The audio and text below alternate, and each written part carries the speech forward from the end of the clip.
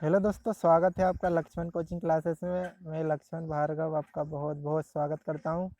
दोस्तों, कल के वीडियो में हम लोगों ने साइंस से संबंधित कुछ क्वेश्चन देखे थे। आज हम लोग फिर से चैप्टर 2 परमाणु से संबंधित, एटॉम से संबंधित क्वेश्चन देखेंगे। दोस्तों, आज हम 30 मिनट के वीडियो में लगभग 60 क्वेश्चन करेंगे। तो ठीक है दोस्तों, शुरू करते हैं अपन लोग। पहला क्वेश्चन है, इलेक्ट्रॉन के समतुल्य प्रतिद्रव्य कणों को क्या कहा जाता है। तो दोस्तों, इलेक्ट्रॉन के समतुल्य प्रतिद्रव्य कणों को पॉजिट्रॉन कहा जाता है।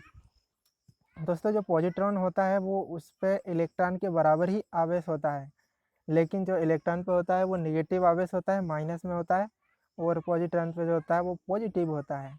तो ऐसे करके आप लोग याद रखिए। देखिए, ट्रॉन इसमें भी, इलेक्ट्रॉन में भी, ट्रॉन पॉजिट्रॉन में भी है। लेकिन पता है, इसमें इलेक्ट्रॉन में जो है वो नेगेटिव चार्ज होता है, पॉजिट्रॉन में पॉजिटिव होता है। पॉजिटिव का पॉजिटिव लिखा हुआ है। ठीक है। ऐसे दोस्तों, अगला देखते हैं, इलेक्ट्रॉन की खोज किसने की थी। तो दोस्तों, इलेक्ट्रॉन की खोज की थी जे थॉमसन ने। ठीक है। इसके बाद बात करते हैं अगले क्वेश्चन की, निम्नलिखित में से किन कणों में सकारात्मक आवेश होता है। तो सकारात्मक आवेश तो न्यूट्रॉन पे आवेश तो होता ही नहीं है, इलेक्ट्रॉन पे नेगेटिव आवेश होता है। क्रिप्टॉन क्रिप्टॉन तो कोई कण नहीं है, क्रिप्टॉन तो गैस है। तो दोस्तों, प्रोटॉन पे जो है वो पॉजिटिव आवेश होता है, पॉजिटिव चार्ज, सकारात्मक आवेश होता है। ठीक है। तो अगला क्वेश्चन देखते हैं कि जिन उप परमाणु कणों में सामान्य उप परमाणु कणों से विपरीत गुण होते हैं उन्हें क्या कहा जाता है। तो दोस्तों, उन्हें प्रतिकण कहा जाता है। ठीक है। कोई कण है, उसमें जो है वो एक कण है मान लो। ठीक है। जैसे कि जो जो अभी अपन ने देखा था ना, पॉजिट्रॉन, इलेक्ट्रॉन का क्या है, प्रतिद्रव्य कण का मतलब प्रतिकण। प्रतिकण और प्रतिद्रव्य कण बात एक ही है। तो ठीक है, यही है कि जो जिस पर जो है, जिस उप परमाणु कणों में सामान्य उप परमाणु कणों से विपरीत गुण होते हैं उन्हें प्रतिकण के नाम से जाना जाता है। ठीक है। इसके बाद शब्द परमाणु को किसने खोजा था। तो इसका आंसर हो जाएगा डेमोक्रिट्स। ठीक है। डेमोक्रिट्स ने परमाणु शब्द को खोजा था। परमाणु शब्द का प्रयोग सबसे पहले डेमोक्रिट्स ने किया था। इसके साथ बात करें कि लेवोजियर की, तो लेवोजियर ने द्रव्यमान संरक्षण का नियम दिया था। इसके साथ ही डाल्टन की बात करें तो डाल्टन ने परमाणु की संरचना के बारे में समझाया था। ठीक है। और कणाद की बात करें तो कणाद ने अणु शब्द का प्रयोग किया था। इसके बाद अगले की बात करें, 6वां नंबर का क्वेश्चन। तो इसमें है, एक इलेक्ट्रॉन में कितना ऋणात्मक आवेश होता है। इलेक्ट्रॉन पर कितना ऋणात्मक आवेश होता है। तो इसका आंसर हो जाएगा 1.6 इंटू 10⁻19 कूलाम। ठीक है। ये ऊपर का -19 याद रखिए। यहाँ पे जैसे कि ये इसमें दिया था -23, तो ये पूरा याद रखिए। नहीं तो क्या है कि 1.6 याद रख लिया, आगे का 10 टू दी पावर याद नहीं रखी तो दिक्कत हो जाएगी। ठीक है। इसके बाद बात करते हैं अगले क्वेश्चन, न्यूट्रॉन को छोड़कर सभी खालिस्तान परमाणुओं में मौजूद है। तो इनमें से किस में न्यूट्रॉन नहीं है, बाकी सभी है। तो दोस्तों, बात करते हैं हाइड्रोजन में। हाइड्रोजन में क्या है, न्यूट्रॉन नहीं है। जैसे कि आपने देखा होगा ना कि किसी भी तत्व, जैसे कार्बन का परमाणु क्रमांक क्या है, 6 है। उसका परमाणु द्रव्यमान कितना है, 12 है। ऐसे ही क्रोमियम का 24 है, और उसका द्रव्यमान क्या होगा, 24 दूनी 48, 49 के लगभग होगा। तो ऐसे ही इसका 12 12 है, तो 12 दूनी 24, इसका 35 होता है शायद। तो ऐसे जो इनका क्या होता है कि जो इनका परमाणु क्रमांक है, परमाणु द्रव्यमान उसके डबल से एक कुछ ज़्यादा होता है ना, तो वही क्या होता है, वो न्यूट्रॉन की संख्या होती है। इसीलिए उसका वो होता है कि जो, ठीक है। तो जो है हाइड्रोजन में केवल एक ही होता है, प्रोटॉन ही होता है, एक प्रोटॉन। प्रोटॉन और न्यूट्रॉन की संख्या का योग उसका परमाणु द्रव्यमान होता है। तो इसमें क्या होता है, इसका परमाणु क्रमांक कितना, एक है, और परमाणु द्रव्यमान भी एक ही है। तो इसमें न्यूट्रॉन की संख्या हो गई 0। ठीक है। अगली बात करते हैं, नाभिक में कौन उपस्थित नहीं होता है। तो दोस्तों, नाभिक में न्यूट्रॉन होता है, प्रोटॉन होता है, और न्यूक्लियन। अच्छा, आपने न्यूट्रॉन, प्रोटॉन, इलेक्ट्रॉन सुना हुआ तीनों। अब क्या करोगे, आंसर न्यूक्लियन लगा दोगे, लेकिन आंसर इलेक्ट्रॉन होगा। पता है क्यों। जैसे कि आप मान लो ऐसे ये परमाणु है, ठीक है। अब इसका ये नाभिक है, नाभिक के अंदर होता है न्यूट्रॉन और प्रोटॉन, और जो इलेक्ट्रॉन होते हैं वो इनके बाहर चारों ओर कक्षाओं में चक्कर लगाते हैं। ऐसे बिंदी नहीं आ रही है, ऐसे ऐसे ऐसे ऐसे, ठीक है। तो समझ में आ गया होगा ना। तो न्यूट्रॉन और प्रोटॉन दोनों क्या होते हैं, और यही न्यूट्रॉन और प्रोटॉन जो नाभिक के अंदर होते हैं उन्हीं को न्यूक्लियन कहते हैं। इसलिए न्यूक्लियन भी नाभिक में है, और नाभिक में न्यूट्रॉन भी है, प्रोटॉन भी है, इलेक्ट्रॉन नाभिक में नहीं है। तो आंसर अपना क्या हो जाएगा, इलेक्ट्रॉन। इसके बाद अगले की बात करें कि जिन उप परमाणु कणों में सामान्य उप परमाणु कणों से विपरीत गुण होते हैं उन्हें क्या कहते हैं, प्रतिकण कहते हैं। ये अपन ने देख लिया था अभी। इसके बाद अच्छा ये नीचे का ऐसे आ गई। अच्छा हाँ, ये क्वेश्चन दोस्तों ये डबल हो गए, 2-3 क्वेश्चन। इसका आंसर अपना क्या होगा, 1.6 × 10⁻⁻19 कूलाम। ऐसे न्यूट्रॉन को छोड़कर सभी में, इनमें हाइड्रोजन को छोड़कर सभी में न्यूट्रॉन होते हैं। ठीक है। नाभिक में कौन कौन उपस्थित होता है, ये तीनों होते हैं, इलेक्ट्रॉन नहीं होता है। नाभिक में कौन उपस्थित होता है, अब बताओ कौन उपस्थित होता है। न्यूट्रॉन होता है, प्रोटॉन भी होता है, इलेक्ट्रॉन नहीं होता है। आप फंस गए, न्यूट्रॉन लगाए या प्रोटॉन लगाए, दोनों उपस्थित होते हैं। तो इन दोनों को संयुक्त रूप से न्यूक्लियन कहा जाता है। तो आंसर क्या हो जाएगा, न्यूक्लियन। इसके बाद सामान्यतया परमाणु के नाभिक में क्या क्या होते हैं, नाभिक में क्या क्या होते हैं, प्रोटॉन और न्यूट्रॉन। ठीक है। इसके बाद 11वें की बात करें, खालिस्तान विद्युतीय तटस्थ और कमजोर सूक्ष्माणु पर परस्पर प्रभाव है। तो दोस्तों इसका आंसर हो जाएगा न्यूट्रिनो। जो न्यूट्रिनो है वो विद्युतीय तटस्थ और कमजोर सूक्ष्माणु पर परस्पर प्रभाव है। ठीक है। इसके बाद दोस्तों ये जैसे न्यूट्रिनो है ना, ये भी एक कण है, जैसे इलेक्ट्रॉन प्रोटॉन न्यूट्रॉन इनके पॉजिट्रॉन की तरह ये भी एक कण है। इसके बाद बात करते हैं 12वां क्वेश्चन की, बोर के एटम के मॉडल का अभिधारणा के अनुसार क्या होता है जब एक इलेक्ट्रॉन ऊर्जा के फोटॉन को अवशोषित करता है। तो दोस्तों जब वो अवशोषित करता है ना, तो वो बाहरी कक्षा में आ जाता है। ठीक है, बाहरी कक्षा में आ जाता है। जैसे इनकी कक्षाएं होती है, पहली कक्षा, दूसरी कक्षा, तीसरी कक्षा। ठीक है। तो क्या होगा, हाँ, जब जैसे जो इलेक्ट्रॉन है वो इस कक्षा में है, जब वो अंदर जाएगा ना, अंदर जाएगा तो ऊर्जा को उत्सर्जित करेगा। और जब वो अंदर से बाहर आएगा, ये 2 लाइन को नोट कर लीजिए आप लोग कॉपी में, कि जब इलेक्ट्रॉन जो है बाहरी आंतरिक कक्षा से बाहर आता है तो वो ऊर्जा को अवशोषित करता है, और अगर वो बाहर वाली कक्षा से अंदर जाता है तो वो ऊर्जा को उत्सर्जित करेगा। तो अपना यहाँ पे क्या है कि फोटॉन इलेक्ट्रॉन ऊर्जा के फोटॉन को अवशोषित करता है, तो क्या होगा, यह एक ही कक्षा में रहता है लेकिन तेजी से दोलन करता है, बिल्कुल नहीं। यह प्रकाश ऊर्जा उत्सर्जित करता है, बिल्कुल नहीं। यह भीतरी कक्षा में जाता है, भीतरी कक्षा में नहीं जाता है, भीतरी कक्षा में जाता है तो ऊर्जा उत्सर्जित होती है। तो आंसर क्या हो जाएगा, इनमें से कोई भी नहीं। ये मैंने यहाँ लिखा हुआ भी है कि, तो वो क्या करेगा, बाहरी कक्षा में आ जाता है। ये ऑप्शन यहाँ ही नहीं है, बाहरी कक्षा में आएगा तो ऊर्जा अवशोषित करेगा। अगले की बात करते हैं, रदरफोर्ड के अल्फा कणों के प्रकीर्णन प्रयोग के परिणाम स्वरूप किसकी खोज हुई थी।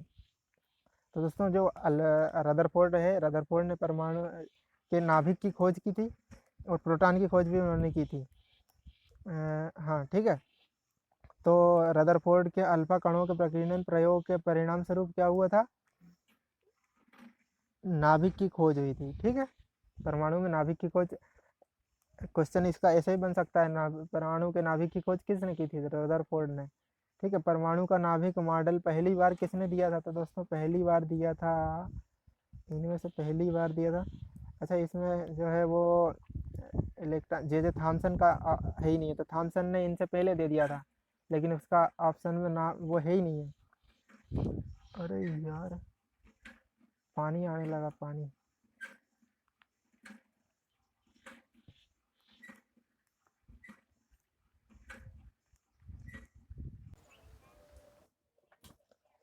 हाँ दोस्तों, वो क्या है, मैं घर के बाहर बैठ के वीडियो बना रहा था, बाहर पानी आने लगा तो उठ के भाग के अंदर अंदर आना पड़ा घर में। ठीक है। तो दोस्तों अगले बात करते हैं अपने, क्या परमाणु का नाभिक का मॉडल पहली बार किसने दिया था, अर्नेस्ट रदरफोर्ड ने। क्या है, इससे पहले किसने दे दिया था, इससे पहले भी जे थॉमसन ने दे दिया था, लेकिन ऑप्शन में है ही नहीं है वो। ठीक है, एम कक्ष में शामिल हो सकने वाले इलेक्ट्रॉनों की अधिकतम संख्या क्या हो सकती है एम कक्ष में। तो दोस्तों अपन बात करते हैं पहले कक्षा क्या क्या होती है। एक तो के होती है, एक एल होती है, एक एम होती है और एक एन होती है। ऐसे करके कक्षा बढ़ती जाती है, एन ओ भी हो गया आगे। लेकिन क्या के में कितने इलेक्ट्रॉन होंगे, 2, एल में कितने होंगे 8, एम में कितने होंगे 18। ठीक है, तो ऑप्शन क्या हो जाएगा अपना 18। इसके बाद एन कोष की बात करें, देखो यहीं पे इसी में देख लेते हैं। एम में कितने हो गए थे अपन ने 18, एन में कितने हो जाएंगे 32 हो जाएंगे ये अगले। ठीक है, आपको क्रम याद रखना है, 2, 8, 18 और 32। ठीक है, 2, 8, 18, 32। इसके बाद बात करते हैं अगले की क्वेश्चन की कि तीसरी कक्षा को खालिस्तान सेल के रूप में निरूपित किया जा सकता है। पहली क्या है के, दूसरी एल, तीसरी एम। ये सिंपल। तीसरे सेल में इलेक्ट्रॉनों की अधिकतम संख्या कितनी हो सकती है, तीसरे नंबर की कौन सी है, पहली के, दूसरी एल, तीसरी एम। एम में कितनी हो सकती है, अभी देखा था अपने 18, ये हो सकती है 18। ठीक है, इसके बाद न्यूट्रॉन के अलावा सभी परमाणुओं के नाभिक में मौजूद होती है। न्यूट्रॉन के अलावा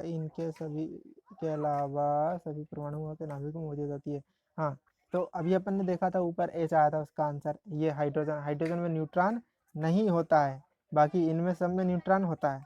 ठीक है, ऐसे इसके बाद बात करते हैं अगले क्वेश्चन की। तो कौन सा परमाणु का उप परमाणु कण नहीं है, तो इलेक्ट्रॉन, प्रोटॉन, न्यूट्रॉन तीनों है। जीनोन क्या है, जीनोन एक गैस है, जीनोन परमाणु कण नहीं है।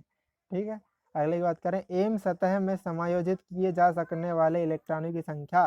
तो एम में अभी देखा था अपन ने 18। अगले की बात करें, प्रोटॉन में खालिस्तान धनात्मक आवेश होता है 1.6 इंटू 10⁻⁻+ का 19 कूलम। अरे यार, धनात्मक आवेश होता है,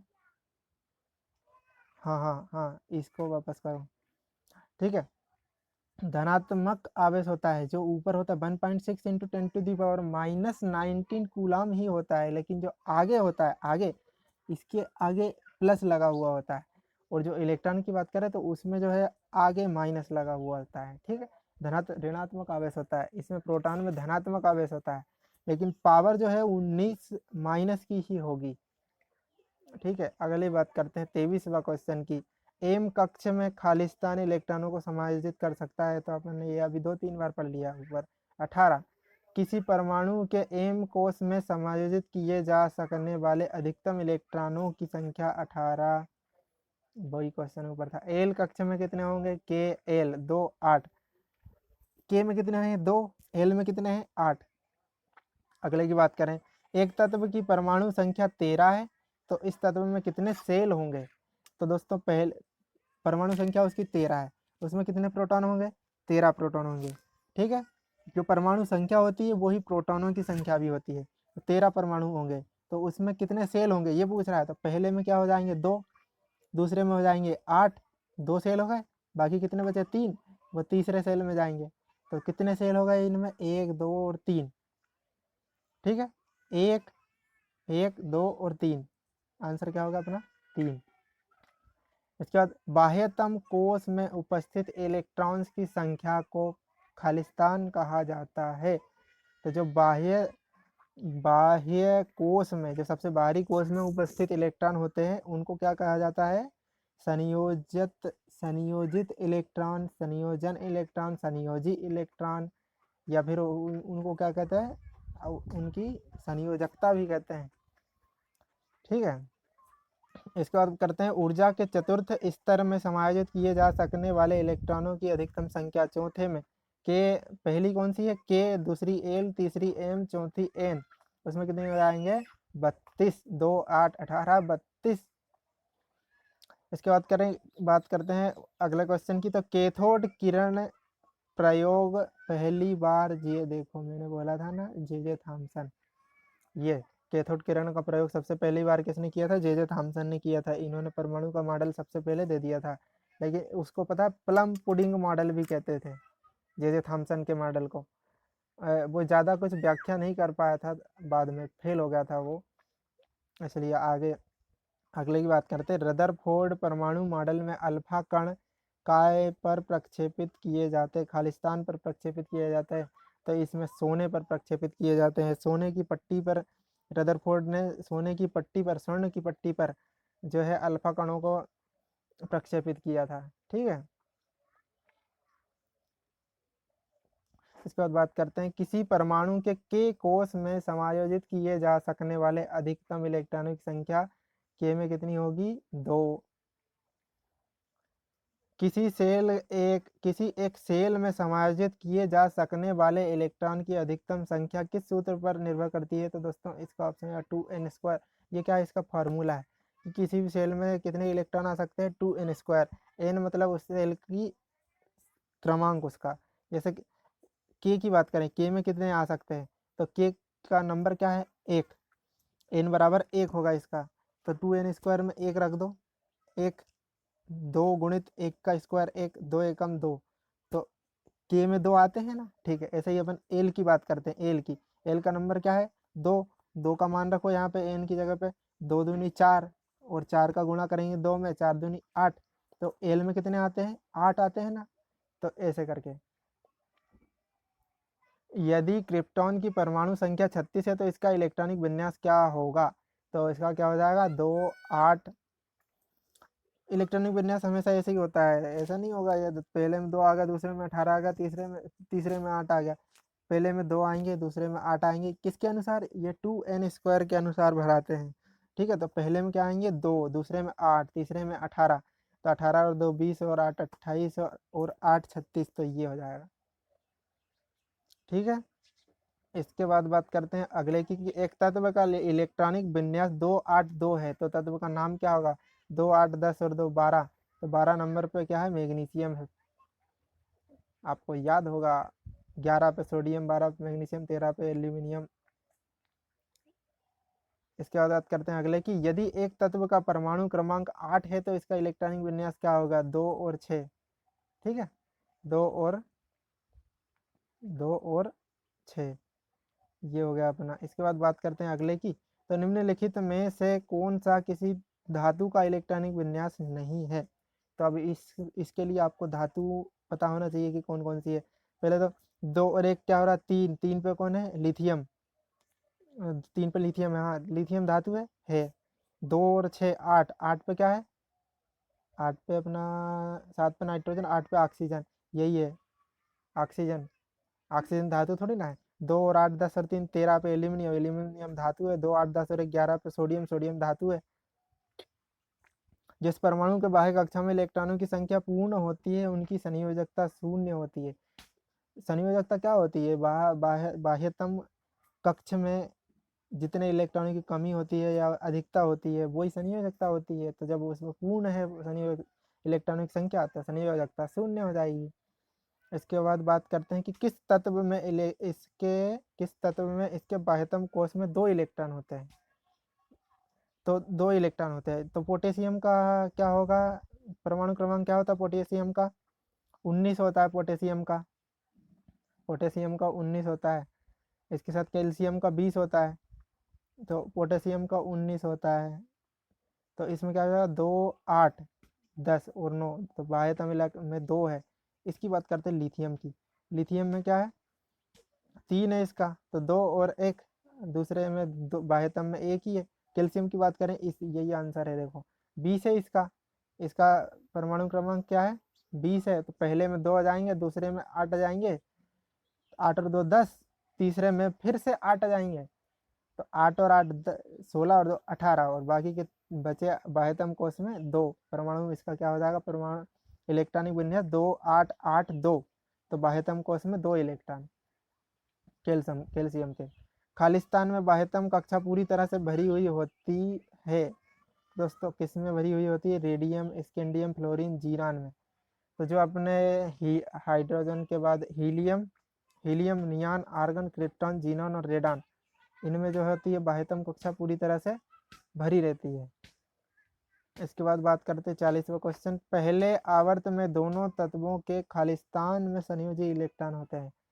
तो जो खड़े होते हैं आवर्त सारणी में उनको क्या बोलते हैं, वर्ग बोलते हैं। जो आड़े होते हैं उनको क्या बोलते हैं, आवर्त बोलते हैं। तो पहले आवर्त और पहले आवर्त में, अच्छा पहले आवर्त में दोनों तत्वों के संयोजी इलेक्ट्रॉन कहाँ होते हैं? तो पहले आवर्त में पहला क्या है, हाइड्रोजन, दूसरा है हीलियम। हाइड्रोजन का एक है, वो तो क्या के में ही होगा, दूसरा उसका दो है तो के कोष में ही होंगे ना, क्योंकि के कोष में क्या दो इलेक्ट्रॉन आते हैं, तो दो के ही आएगा आंसर। ठीक है, बात को समझना कि पहले आवर्त में दोनों तत्वों के, मतलब वो बात कर रहा है हाइड्रोजन और हीलियम की, उनके संयोजी इलेक्ट्रॉन किस कोष में होते हैं, के कोष में होते हैं। इसके बाद बात करें अगले की, परमाणु क्रमांक 17 वाला एक तत्व में नीचे दिए गए किस परमाणु क्रमांक के तत्व के समान विशेषताएं रखेगा? दोस्तों विकर्ण संबंध आपने पढ़ा होगा कि परमाणु क्रमांक 17 वाला क्लोरीन है, तो क्लोरीन किससे रखेगा? परमाणु क्रमांक 17, तो 17 वाला क्लोरीन, 17, 18, तो जो क्लोरीन है, हाँ विकर्ण संबंध नहीं दोस्तों, इसमें हेलोजन की बात हो रही है। ठीक है, किसके समान विशेषताएं रखेगा, तो जो जो 17 नंबर पे क्लोरीन है और 35 नंबर पे क्या है, ब्रोमीन है। तो chlorine, fluorine, chlorine, bromine, iodine, statin, ये सभी क्या है, हेलोजन तत्व है। इनके जो विशेषताएं होती है समान होती है। तो जो 17 पे क्लोरीन है वो किसके साथ, ब्रोमीन के समान विशेषताएं होगी उसकी। तो आंसर हो जाएगा 35। आपको परमाणु क्रमांक सभी के और सभी तत्वों के नाम, उनका इलेक्ट्रॉनिक विन्यास, ये सभी याद होना चाहिए। खालिस्तान के बाह्यतम कोष में 1 से 3 इलेक्ट्रॉन होते हैं। खालिस्तान के बाह्यतम कोष में 1 से 3 इलेक्ट्रॉन होते हैं। तो दोस्तों किसी की बात करते हैं हेलोजन का, हेलोजन में क्या होता है, क्लोरीन, ब्रोमीन, तो उनमें तो बाह्यतम कोष में कितने इलेक्ट्रॉन होते हैं, 7 इलेक्ट्रॉन होते हैं। ठीक है, 7 होते हैं। इसके बाद अधातु की बात करें तो उनमें, इसके साथ बात करो धातु की, क्योंकि सोडियम, मैग्नीशियम, पोटेशियम, कैल्शियम, ऐसे ही नीचे जो जो पहले वर्ग और दूसरे वर्ग के तत्व हैं, जो धातु हैं, उनके जो इलेक्ट्रॉन होते हैं वो 1 से लेकर 3 इलेक्ट्रॉन होते हैं बाह्यतम कोष में उसमें। ठीक है, जैसे कि देखो सोडियम में कितना इलेक्ट्रॉन है, सोडियम का परमाणु क्रम 11 है, 2 8 1 1 है। मैग्नीशियम का 2 8 2 12, ठीक है, 2 8 2। एल्यूमिनियम का 13 है, तो 2 8 और 3 हुए ना। ठीक है, अगले की बात करते हैं, सबसे बाहरी ऑर्बिट में खालिस्तान में इलेक्ट्रॉन की संख्या एक समान होती है। तो इसके साथ बात करते हैं कि बाहरी ऑर्बिट जो है उसमें किस में इलेक्ट्रॉनिक समय इलेक्ट्रॉनों की संख्या बराबर होगी। तो इसमें दोस्तों इसका ये तो हो नहीं सकता, इसका 8 है, इसका 9 है, तो इनमें तो इलेक्ट्रॉनिक संख्या बराबर हो, इनका 1 है 2 है, ये भी नहीं हो सकता।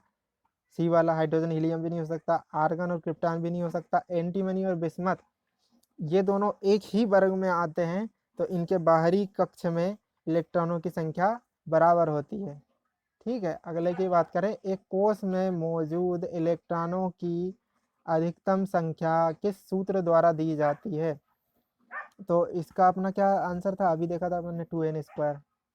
इसके बाद बात करें, हीलियम को छोड़कर सभी नोबल गैसों में सबसे बाहरी कोष में कितने इलेक्ट्रॉन होते हैं? तो उसमें सब में बाहरी हीलियम जो है वो भी नोबल गैस है। जो 18वें नंबर का आवर्त है उसमें सभी के बाह्यतम कोष पूर्ण होते हैं। तो हीलियम का जो है वो, उसमें 2 इलेक्ट्रॉन है, उसका 2 ही परमाणु क्रमांक है, तो वो उसका जो उसमें 2 है। ठीक है, तो हीलियम को छोड़ के बोल दिया उन्होंने। उसके बाद जो है helium, neon, argon, krypton, xenon, radon, उनमें सभी में 8 इलेक्ट्रॉन होते हैं आखिरी वाले कोष में। इसके बाद बात करें कि सर्वाधिक स्थिर या अक्रिय परमाणुओं के बाह्यतम कोष में इलेक्ट्रॉनों की संख्या कितनी होती है? यही वो, ये सर्वाधिक स्थिर या अक्रिय परमाणु किसकी, वो नोबल गैसों की बात कर रहा है, 18वें आवर्त की, क्रिप्टॉन, जीनॉन, रेडॉन की। उसमें इलेक्ट्रॉनिक संख्या 8 होती है। किसी तत्व का इलेक्ट्रॉनिक विन्यास 2 8 5 है, उस तत्व का नाम क्या होगा? 2 8 10 5 15, 15 किसका है? फास्फोरस का है। Answer 15 phosphorus. इलेक्ट्रॉनों की वह अधिकतम संख्या जो बाह्यतम कक्षा में रह सकते हैं, अधिकतम कितने हो सकते हैं? 8 हो सकते हैं, 8 से ज़्यादा नहीं होते। ठीक है, बाह्यतम कक्षा में। ऐसे आप बोलोगे 18 भी तो होते, 32 भी तो होते, यहाँ ऑप्शन में ही नहीं है। ऑप्शन में ही नहीं है। निम्नलिखित में से किस तत्व का इलेक्ट्रॉनिक विन्यास 2 8 3, 2 और 8 10 और 1 11, तो 11 किसका है? सोडियम का। नहीं यार, 2 8 10 और 3 13 है। अच्छा हाँ, 13 13 एल्यूमिनियम का है, 11 थोड़ी यार। 2 और 8 10 और 3 13 एल्यूमिनियम का। ठीक है, इसके बाद बात करें कि तत्व में बाहरी सेल में 8 इलेक्ट्रॉनों के साथ 3 कक्षाएं होती है। बाहरी सेल में 8 इलेक्ट्रॉन है और 3 कक्षाएं हैं। तो दोस्तों पहले में 2 हो गए, दूसरे में 8 हो गए और तीसरे में भी 8 हो गए। तो 3 कक्षा हो गए। ठीक है, 3 कक्षा हो गई, आखिरी में 8 इलेक्ट्रॉन है। तो अब इसका परमाणु क्रमांक आप गिन लो। 8 और 2 10 और 8 18। 18 किसका होता है? आर्गन का। आंसर क्या हो जाएगा? आर्गन। इसके बाद अगले की बात करें, अधातुओं में आमतौर पर सबसे बाहरी कक्षा में कितने इलेक्ट्रॉन होते हैं? अधातुओं में अभी आपने देखा था 1 2 3, 1 से लेकर 3 तो किसमें होते हैं? धातुओं में होते हैं। और इसके साथ ही 18 किसमें होते हैं? नोबल गैस में होते हैं।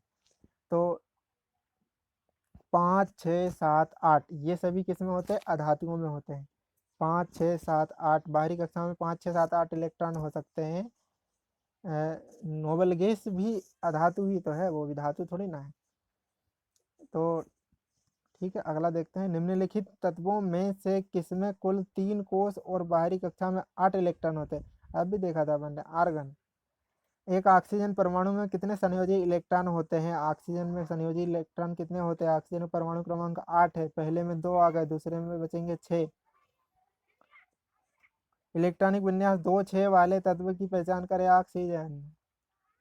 2 और 6 8 8 8 किसका परमाणु क्रमांक है? ऑक्सीजन का।